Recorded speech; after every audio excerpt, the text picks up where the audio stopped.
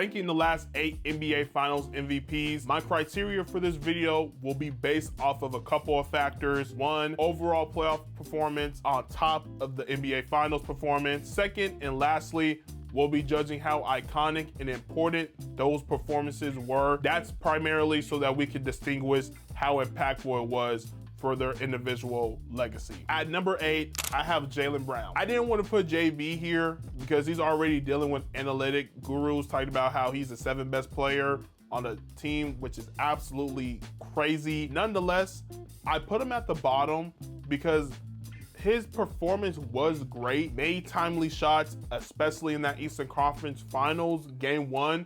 I think he hit a huge 3 that either forced it to overtime or won the game. What ends up knocking it down for me is his efficiency. He wasn't a prolific three-point shooter. I think that's just JB in a nutshell. On top of the fact, that Celtics team in 2024 was completely stacked. Fair or unfair, I think the collection of talent on this roster somewhat hurts this MVP for JB, but don't get it twisted. He deserved it. He made timely shots during the finals as well.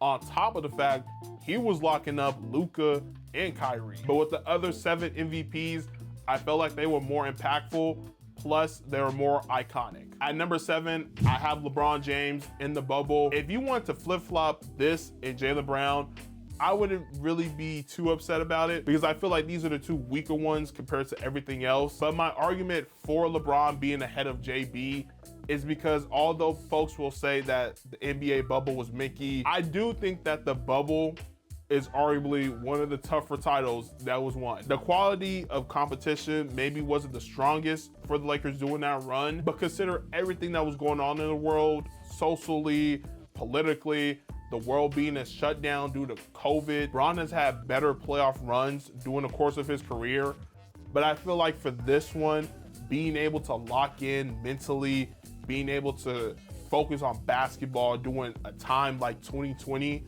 I think that gives him a slight edge over JB. Next, at number 6, I have SGA, most recently 2025. I feel he'll have a better run down the line in his career. Don't get me wrong, averaging 30 and 7 on 46% shooting from the field. That's incredible. But he did have a few stinkers during the finals. He always followed that up with a strong performance. Plus, unfortunately, Halliburton going down.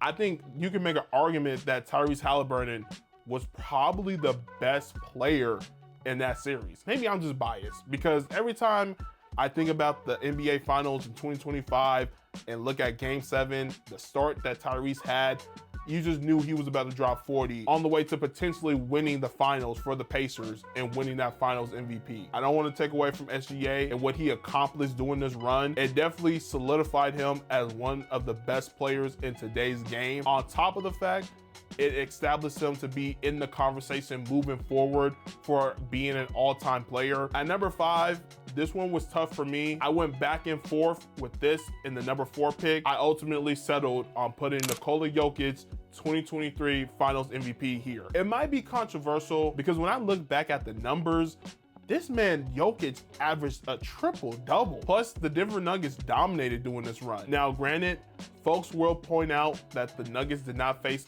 a 50-win team on the way to a title. Ranking the last MVPs, I have to keep that into consideration. And I think ultimately, it does place this MVP run lower on the list because the last 4 has some really special runs. Number 4 in my list, I have Jalen Brunson in these recent NBA Finals. He silenced a ton of critics in regards to him being the number 1 guy. When it comes to how iconic this Jalen Brunson playoff run was, he became the face of New York. And on top of that, he also became the potential face of the New York Knicks. Jalen Brunson, during this finals run, was the best player on the floor in every series. And that's ultimately why I put Brunson over Jokic. Moving on to number 3, I have Giannis Antetokounmpo in his finals run in 2021. When you look at how strong of a postseason run he had, on top of the fact of how well he played in the finals, it's incredible. Because in the Eastern Conference Finals, he literally hyperextended his knee and came back in the NBA Finals, and Giannis looked absolutely legendary. One play in particular that stands out for me was in Game 5. The Suns turn the ball over.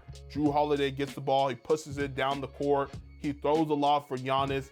Giannis gets the and one over Chris Paul. And you see him turn to that camera and say, it's game time, as the Bucks go up 3-2 in that series. And then he follows that up by giving the Phoenix Suns a 50 ball on the way to winning the first championship in Milwaukee in a long, long time. This is why you saw so many teams before Miami was ultimately able to acquire him in the trade. If you're the Miami Heat, you're hoping you can get this version of Giannis to bring another title back to South Beach. At number 2, we have Stephen Curry in that 2022 finals run. I'm gonna let you guys know probably one of my hottest takes. I think before this performance from Steph, I think the reason why I couldn't give him the GOAT point guard, or at least put him closer in that debate, was because of his lackluster performances in the NBA Finals. We saw in 2015, Iggy won it because he just played such spectacular defense on Bron, and then KD came in when they won the back-to-back, and he was clearly the best player on the floor. Steph, to me,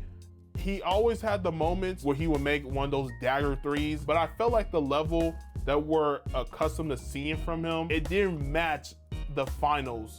And because of that, I gave a bit of a knock to him. But this 22 run, he shut me up. It made me put Steph higher up in that point guard GOAT debate. That 22 run was incredibly special, and I think it did wonders for his legacy. You always see the clip of what they're gonna say now, what they're gonna say now. That was iconic because just like me, there are other folks who are judging Steph based off of the poor final performances before that. So you could tell it meant a lot for Steph, solidifying his status as one of the best to ever do it. And because of that, I had to put Steph's run right above Giannis. And at number 1, I gotta put Kawhi Leonard in that 2019 finals run. It's so iconic that the Toronto Raptors are literally running it back, trading for Kawhi 7 years later. Not only did Kawhi put the team on his back, he put an entire country on his back. I know it gets a little flack because that Warriors team was not healthy. KD goes down with that Achilles injury. Klay tears his ACL. Boogie wasn't as effective. Essentially, it was Steph versus the entire Raptors team, which, by the way, that Raptors squad was pretty solid. Another iconic memory from this run is that bounce to win the game against the 76ers. I mean, to this day, is this the dagger?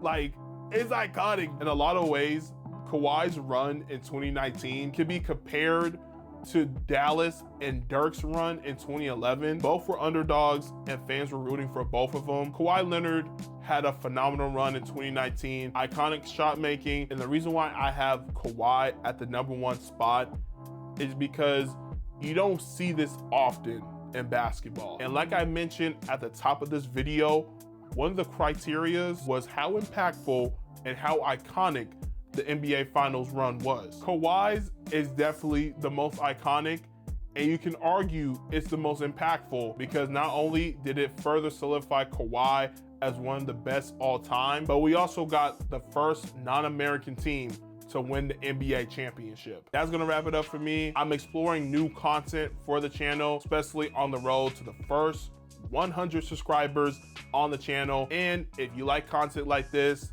hit that like button. Let me know in the comments what I should rank next as well. I appreciate all the love, and I'll see you all in the next one.